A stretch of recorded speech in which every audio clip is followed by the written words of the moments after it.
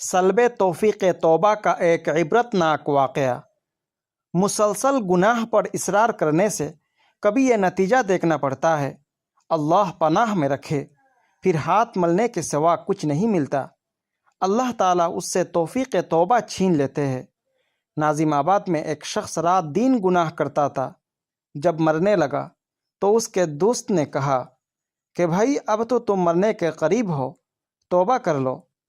اس نے کہا کہ ڈاکٹر کا لفظ نکلتا ہے، دوا کا لفظ نکلتا ہے، دوا لاؤ، بسکٹ لاؤ، چائے لاؤ، لغت کے سارے الفاظ، سارے حروف نکلتے ہیں، مگر جو لفظ تم کہتے ہو یہ میرے منہ سے نہیں نکل رہا ہے۔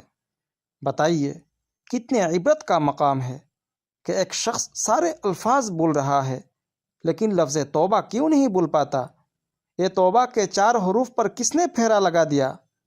اور یہ کوئی پرانے زمانے کا قصہ نہیں ہے، اسی زمانے کا میرا چشم دید واقعہ ہے۔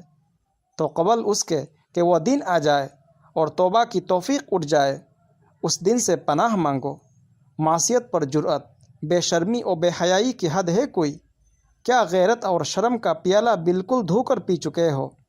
اسی لیے کونوا مع الصادقین فرمایا کہ اگر گناہوں سے بچنا چاہتے ہو تو سچوں کے ساتھ رہو، اور صادقین اس لیے فرمایا کہ دیکھ لینا کہ سچا متقی ہے کہ نہیں، یا صرف لمبا کرتا اور گل ٹوپی ہی پہنے ہوئے ہے۔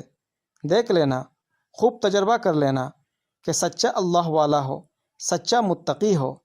آپ دنیا میں بھی دیکھتے ہیں کہ جس سے کسی کام کو کہو تو وہ سچا آدمی ہے کہ نہیں، اسی طرح جو تقوی میں سچا ہو اس کے ساتھ رہو۔